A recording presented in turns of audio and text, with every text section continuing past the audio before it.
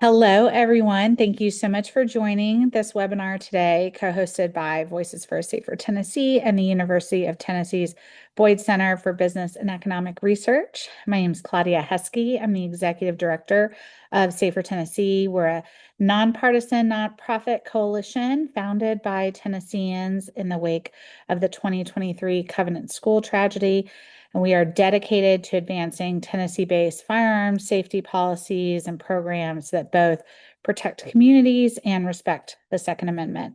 Our work includes advocating for firearm safety legislation, such as temporary transfer laws and expanding background checks, as well as educating our communities on essential gun safety practices like secure storage. The new data dashboard is a vital addition to our toolkit, allowing us to communicate with stakeholders across the state about how firearm tragedies, from homicides to the often overlooked issue of suicide, affect their local communities. We are looking forward to sharing the contents of the dashboard and some of the implications of the data with you today.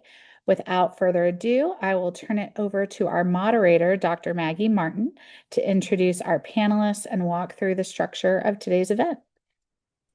Thanks again for all of you who have tuned in today. I will be filling in as moderator for Jennifer Helmer, who unfortunately is unable to join us today due to a death in her family. Please keep her in your thoughts. I'm a research consultant with Safer Tennessee, and I've worn a variety of hats at the organization, but one of the fulfilling roles I've had providing support during the development of the data dashboard. So I'm really excited to be part of this showcase of the work that's gone into it. We have three panelists participating in today's presentation. First, I'm joined by Erin Rogas, who is former Senator Bill Frist's Chief of Staff and a Safer Tennessee board member. She also served as Safer Tennessee's policy director and has spearheaded several of the organization's initiatives, including the data dashboard. Dr. Matthew Harris is the Boyd Distinguished Professor of Health Economics at the University of Tennessee's Boyd Center for Business and Economic Research, which sits in UT's Haslam College of Business. That one was a mouthful.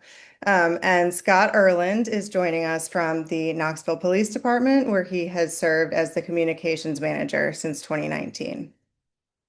Today's webinar will proceed in several parts. First, I'll ask Erin and Matt a few questions about how the dashboard was developed. Next, Matt will take us on a tour of the dashboard and present some of the most salient findings from the data that was compiled. Then we'll talk to Scott about how data like those collected for the dashboard can be used by law enforcement to inform policy and practice at the local level. If we have a little extra time at the end, we the audience. So if you have a question as we proceed through the webinar, please drop it in the chat. At the end, I'll pass it back to Claudia for some closing thoughts. Erin, I'd like to start with you. Prior to your role as board member, you were the policy director at Safer Tennessee, helping to shape the organization's policy priorities and initiatives. What made you decide to pursue the development of the dashboard? Thanks, Maggie. And I'm really excited about this dashboard. And we felt at Safe Tennessee that it was needed for several reasons. So first, as Claudia mentioned, Safe Tennessee is a Tennessee-founded, Tennessee-funded, and Tennessee-led organization. And so all of us who are involved are exceptionally proud to be Tennesseans and want to raise our families here. But what we saw with the Covenant tragedy, the Antioch school shooting, the high rates of firearm suicide that we've been seeing among our veteran population and increasingly our youth population really was indicating that firearm injury and death in our state was on the rise. But when we began sitting down with legislators at the Capitol and having discussions in some of our more rural communities, there was a perception that this was just an urban problem affecting Nashville, Memphis, Chattanooga, Knoxville. So we wanted to dig into the data and understand how all of Tennessee's 95 counties have been impacted. 75% of our counties are considered rural, and about half of our state's population live in those rural areas. So we also wanted to get a better understanding of what the repercussions were of a firearm tragedy, because we know the loss of life carries a ripple effect, impacts not just the emotional well-being of a family and a community, but a family's economic stability. It carries a healthcare cost and a cost to local law enforcement. And we also wanted a place where this data could all be centrally tracked and located, since the publicly available data was scattered and really kind of made it hard to have a full picture of what was happening in our state. And so, just like when you're sick, your doctor needs a diagnosis to create an effective treatment plan. Getting an accurate, granular picture of the firearm injury data and firearm injury and death data in our state really has been key to determining kind of the policies and approaches needed to reduce preventable deaths and make our communities safer. And so finally, kind of the last prong was we really wanted a trusted Tennessee-based partner who was able to do this analysis. And that's where Dr. Matt Harris and the UT Knoxville Boyd Center come in. After Claudia and members of our team visited UT Knoxville and shared about our mission, Matt expressed a willingness to take this challenge on. And knowing that he and his team already do a lot of the annual economic analysis for the governor, we knew the Boyd Center economists really were exactly who we wanted to partner with here. Thank you, Erin. Matt, I'd love for you to talk a little bit about why this work was of interest to the Boyd Center and how it fits into the center's broader focus. So absolutely, and thanks for the opportunity to share what we've been working on with you guys. I think it probably makes sense to tell you just a little bit about us briefly, just so you know who we are and kind of the lens through which we approach things. The Boyd Center for Business and Economic Research at University of Tennessee has been around since about 1937. We are a firmly nonpartisan research hub that's housed within the Haslam College of Business at UT. We conduct research on national and state economic trends for UT, state agencies, and public and private organizations. And we also analyze and disseminate data on the demography and the economy of Tennessee in conjunction with the Tennessee State Data Center. So our mission is to research and inform conversations around the key policy issues of the day. And we engage in academic research across a wide range of policy projects, including education, health, e-commerce, taxation, welfare, and labor. And the center also conducts thorough analyses of state programs, surveys of state residents, and economic impact studies for the state, local governments, and the private sector. And it's that last bin where we overlapped with Safer Tennessee. So in terms of how we got into this, Tennessee is a great state in many areas, but as a health economist in particular, I'm always struck by that despite the progress that Tennessee has made in education and economic development, we're always and nearly always in the bottom 10 for almost every major health indicator that there is. And if you're going to improve something, you first have to measure it as a baseline to know where you're even starting. Now, people sometimes react to baseline measurements in many ways, and one of them is denial. And so, and you may know the behavior that I'm talking about, that people can step on the scale and see the number and say, oh, I must be just retaining water or something. But when we see numbers that we don't like, it's a natural reaction to say, well, that can't be right. And that's where we understood was happening in policy conversations surrounding the data around adverse outcomes from firearms. The reaction when confronted by the severity of the data was that, well, these data came from outside Tennessee. We can't trust that. And we realized that as a fiercely Tennessean nonpartisan research center, that we were in a position to help with that. So in a policy conversation generally, there's basically four key questions. There's one, where are we now descriptively? Just what do the data say? Two is, how do we feel about that? All right. Where are we now normatively? Three is, where do we want to be? Or what are we willing to deem acceptable? And four is, how do we get there? And if you don't have a good answer for number one, you're basically cooked. There's no way to proceed, to find common ground, or even talk about solutions because we have no assessment of the scale and scope of the problem that we're trying to solve. So our role in this conversation is really to provide that answer to number one, where are we now? And we're not telling anybody what to do with this, right? That's items number 2, 3, and 4. But our objective is to be able to say where we are now. Great. And what indicators did you collect for the dashboard to help us understand where we are now with firearm tragedies? And how did you choose the indicators and what data sources did you use? So we wanted to take as comprehensive of a view as possible of firearm tragedies, just to be able to give as comprehensive a perspective from multiple lenses. So the three outcomes that we worked with were fatalities, lives lost, crime victimization, and also surviving a non-fatal gunshot wounds. And so I'll emphasize that the fatalities data we got from Centers for Disease Control, from the restricted access all-cause mortality, but the data from CDC were provided by coroner's offices across Tennessee.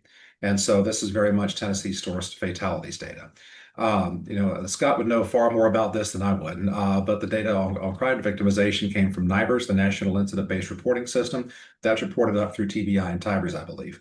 And so Tennessee was an early adopter and a big champion and a proponent of improved crime data reporting through a transition towards incident-based reporting. And so Tennessee's really taken a leadership role in terms of improving the quality of crime data that can be used to steer outcomes. And I don't want to steal this thunder. He's going to talk later about some of the initiatives that Knoxville has underway that seem really effective, which is great. And then the data on non-fatal hospitalizations came from the Tennessee Department of Health's hospital discharge data system. So this is all very much Tennessee sourced, Tennessee driven, Tennessee native data. This is data from our state. Fantastic. Thank you so much for sharing that. And I'll pass it off to you to give a tour of the dashboard and an overview of some of the most. Absolutely. So let's try this screen sharing technology here, see how we do. Okay, so hopefully y'all can see the dashboard here. Now the link up top is a lot. Don't worry about that. If you want to go take a look at this, and I know I'm sure it's linked through Safer Tennessee's website, but the easiest URL is tiny.utk.edu/firearms. So there's 5 primary visualizations in this dashboard. And the first one is really just sort of headline results about the number of firearm fatalities in the state. So right here we see it says that there was 1,622 firearm-related fatalities in Tennessee in the year 2023. And then we'll come back to that year in a moment. But then we can break it down by how many were homicides, how many were suicides, how many were accidents. A lot of times people talk about firearm tragedies. The first thing that we're usually talking about is homicides, but suicides actually make up a majority of the firearm-related fatalities in the state. And you know what, in both cases though, right, among survivors of attempts on their life and also amongst people who've been involved with interpersonal firearm violence, most of these tend to be impulsive acts, right? That a lot of lives would be very different if somebody could just get 10 minutes of the life back to make different choices. But here we're quantifying just those numbers.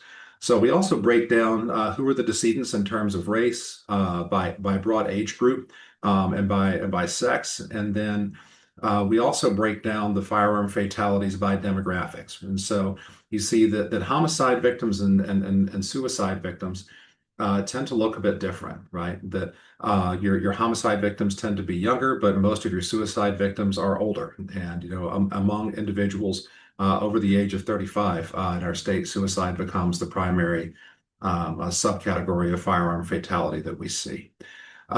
So if you want to see how things have changed, you can go back to previous years and see where we were back in 2014, the first year for which we could get the data available.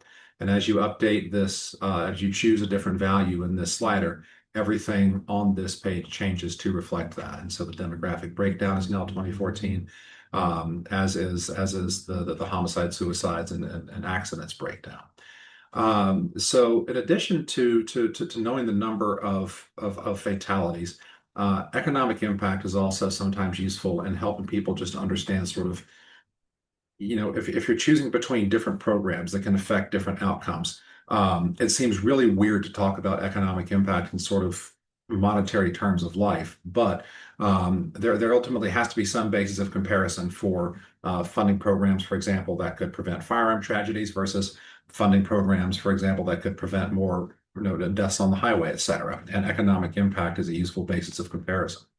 So in 2023, the economic impact of firearm violence was about $4.49 billion across the state, which is $600 per person. Every man, woman, and child in the state was the economic impact from firearm-related tragedies. If you want to be able to go to a specific health region, so one of the things that Aaron brought up was the perspective that some people had, or that was commonly held, I guess, that this was mainly an urban problem. And so part of what we wanted people to be able to see and then form their own opinions about was how severe is the firearm tragedies problem in your local area. And so you can select an area, whichever one's interesting to you, whether it's East or whether it's Upper Cumberland, and be able to get some statistics and breakdowns on the value of lives lost and the value of hospitalizations and what the per capita cost is. As you can on the first page, you can also go back and pick a different year. In this case, we'll pick 2016, and then you can choose a region and sort of see where things are at that point in time, from both a counts of tragedies and also from an economic impact perspective.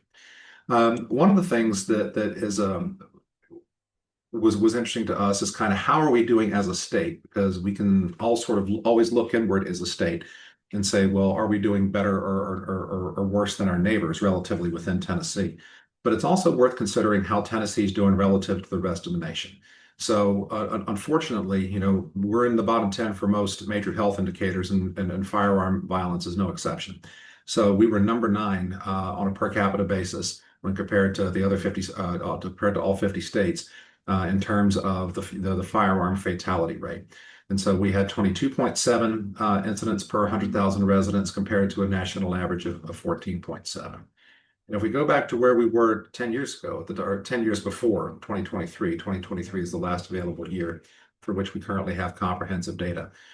We can see that we were above the national average then, but as a state, we're getting worse. We're continuing to diverge from the national average. At the start of our data collection period, we were number 13. Now, as you can see at the end, we're up to number 9, or down to number 9 as the case may be. The firearm deaths have increased 60% over the last 10 years. We can also break this down by subtype. That in terms of homicides, we're number 5 in the country. In terms of suicides, we're number 11, although evidence on the next page will sort of indicate that by the time we do get the refresh data on this, we probably are in the top 10 for both homicides and suicides. For those of you that want to see where we are spatially rather than ranked ordinally by number of tragedies, this map here at the bottom can help with that. And so you can see that even next to our neighbors and the South, unfortunately, most of the SEC tends to run in the bottom 10 for a lot of health indicators. You can see that we're a little bit worse off than most of our neighbors except for Arkansas. And if you look through the lens of homicide, right, you're going to see that we're not that most of the top 5 for homicides are right around us as well, which is unfortunate, but it also means that we have an opportunity to do something about it and to provide some regional leadership in terms of the way that we address this problem. One of the things that we also wanted people to be able to see is in your health region, kind of what's the trend look like, right? And which regions are things doing better or worse? And so with the so here's the top line here is going to be Tennessee. That's where the state is. And if we look at where things are in the east, we see that rural eastern Tennessee or non-Knox East Tennessee, these are Tennessee Department of Health regions, have trended a bit above, but in 2023 in particular, we see suicide start to increase sharply. But we can compare this for other regions as well. Generally speaking, your urban regions tend to do a little better. The rural regions tend to struggle more with suicides. The rates tend to be higher there. And again, for those of you that want to see the snapshot and the regional breakdown year over year, rather than the overall trend line, you can choose the year and see kind of where your region was, where neighboring regions were, where other regions were 5, 10 years ago, and then be able to see where we are now. And then the last visualization is really about county-specific rates. So one of the things that's true about the dashboard is that we can't disclose any data around a number of events where the number of observations is less than 10. So that means you're going to see a couple of counties here, Lake County and Houston County, where we had to suppress reporting of the number of firearms. That's not a deliberate obfuscation. That's just due to the nature of interstate sharing of data agreements that we had to access this.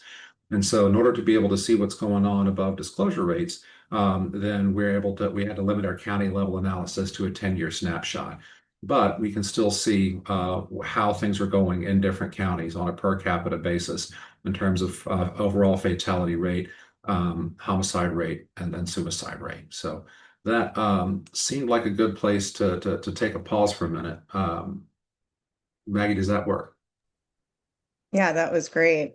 If you wouldn't mind going back to the cost of firearm violence tab and talking through a little bit how you calculated that, that would be really helpful. Sure thing. So there's no perfect way by any means to be able to assign a value to life. And so there's a few different methodologies that can produce that. So we chose one that was intentionally conservative. That the most conservative possible way that you can put a value on life is a human capital basis, which means a person is worth no more than what they would earn. But I think almost every person who's aware realizes they have more worth as a person than what they do in the workplace. So how can we try to capture that?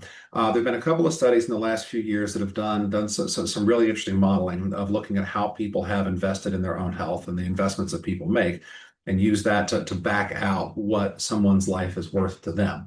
And so the value of life to a 65-year-old, so a person at retirement age, just the value of continuing to live, they estimated at about 1.15 million. And so we start there and we adjust it backwards that if a life is lost before age 65, there's an adjustment for for that value and then what they would have earned in the workplace if they were earning average per capita personal income in Tennessee. And then finally, we have an adjustment for an upward adjustment for lives of minors who were lost because the children hold a special place in our hearts, and so they get a 1.5 factor adjustment. But so the numbers that we use for the valuation of life are really determined by age and about number of years left in the life cycle, and then evidence bases for the value of life after retirement age based upon people's own reported investments in their health. And we wanted to have it. We would rather have a number that we knew was probably a bit understated than to have a number that could be scrutinized on the basis of credibility. We didn't want that. We wanted this to be as conservative and as unassailable as possible. The data on the cost of hospitalizations, we have measures from CDC on that. And so these are going to include the cost of hospitalizations, the treatment themselves, lost workplace earnings during recovery, and also quality of life considerations. Thank you. Is there anything else you wanted to touch on before we move on to the Knoxville case study? No, let's move on, and then we can come back and talk about any specific points of interest that folks have. Okay, great. Thank you so much for that review of the findings, Matt. There's so much to dig into at the state level and plenty more as you dial down into the individual regions and counties. So we're going to turn now to Scott Erlin from the Knoxville Police Department to zoom in on ways that data can be used at the local level. Scott, thanks again for joining us today. I'd love to hear from you about how your department has used data to inform your day-to-day practice over the past several years. I've got a few charts that I can throw up with some Knoxville and Knox County data while you're talking through your piece. Let me see if I can do this easily. Sure, yeah, that sounds great. Thank you to all the folks at Safer Tennessee for allowing us to be a small part of this. I should start with the framework that from the Knoxville Police Department, we really view ourselves above almost anything else as a data-driven department. And what that really means is that all of our strategies, whether it's crime reduction, crime prevention, resource deployment, accountability measures, just general management of the department is based on data. So we view ourselves first and foremost as a data-driven department. So to give context into the question you're asking, and the subject of our webinar today is a little bit of the background is that if you look back to in the middle of the COVID pandemic, Knoxville, like many cities across the country, experienced a really exponential increase in gun violence, as you can see as in these the charts here. And so kind of going back to what Matt was talking about like the importance of this, some of the foundational pieces of this whole database is understanding the problem, right? And so you take a look at the data to understand the problem, and then you respond to that data, what it tells you, what it tells you. So some of really on a foundational level, what we look at when it comes to violence reduction is trying to understand based on the data, where are the places, the very localized places that are the most significantly and disproportionately impacted by violent crime. And then the other side of that is, so that's the kind of the place-based component of this. The other side of that is the person-based. We know that in every city, mid to large city in the country, violence is driven by a very, very small number of people. So who do we know based on their connections two reported violent crimes that occur, whether those are shooting incidents, other violent crimes, their connection to that. Who do we know is involved in driving violence in the community, and then putting pressure on those individuals? So when you're looking at it from the context of violence reduction, those are really important parts of us, of how we kind of go about approaching violence reduction and violence prevention. Great, thank you. And I'll just walk through these. Yeah, and then I can give you a little more context onto those too, because it's really important to talk about again where we came from and where we are today. You see here, these are homicides. You saw the numbers, how they shot up into like really unprecedented territory for us as a city in 2020 through 2022. But since then, we've seen a really dramatic decrease. That's through some of the partnerships that we've developed with other law enforcement agencies, our prosecutorial partners, as well as partnerships like this. That I think it's a lot of people that are working in concert that have helped drive down violent crime. We got the numbers that here through 2025, where we matched a 10-year low for homicides in the city in 2025. And then that really continued into 2026, where we didn't experience our first homicide until May 7th. Really no historical precedent at all for that in the city. Our records, we can't even look. We'd have to go on microfilm to find if there's ever even a modern historical precedent for going over 4 months of the year without a homicide. So we think that there's a lot of things of those data-driven, person-based, place-based strategies are working really well, and so you can see really the dramatic decline. It's important to note too within this conversation that we've seen violent crime has decreased nationally, but what we're always looking at is we're looking at it. We want to be ahead of the national curve, and we're well ahead of the national curve because crime tends to be cyclical. It's going to go, you're going to see it sometimes go up, you're going to see it sometimes come down for a variety of factors. And you always want to be ahead of the curve wherever that's going nationally. And we're proud to say that we're well ahead of the national curve on what's happening with violent crime in our community. That's fantastic. And this last slide here is Knox County, not Knoxville, but you can see the trend here as well. Tennessee is continuing to increase in firearm fatality rate, but Knoxville has seen this pretty precipitous drop. And this is actually the last year that we have data at the county level is 2023. And as Scott was saying, if we had data through 2025, we would continue to see this drop. Yeah, I'll go ahead and stop sharing my screen. Scott, what findings for Knox County resonated with you most and what surprised you? Well, our reaction to this was really similar to our reaction to a gun violence problem analysis that we did with Thomas Apt. I don't know. I'm sure many people that are tuning in, or I know this committee, this group of panelists is familiar with his work on urban violence. Thomas Apt.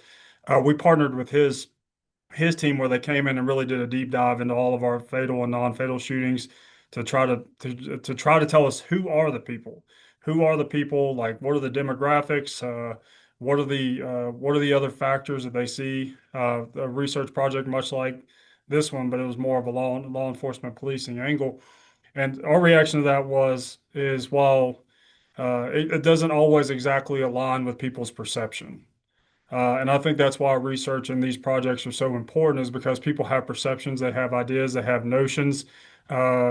And then these things can sometimes push back on those notions, or they can. And I know one thing that a lot of people probably thought before we did that gun violence analysis is that the overwhelming majority of our victims or our suspects were going to be teens or lower. And while we did see that they made up the biggest chunk of it, actually the most likely, based on that analysis, to be involved as a victim or a suspect was in a little bit older age group than that. You know, you're talking about that mid-20s age group. And that was our problem analysis. So I think it'll really just kind of where there's some small ways where it kind of goes against what you're already thinking, your perceptions.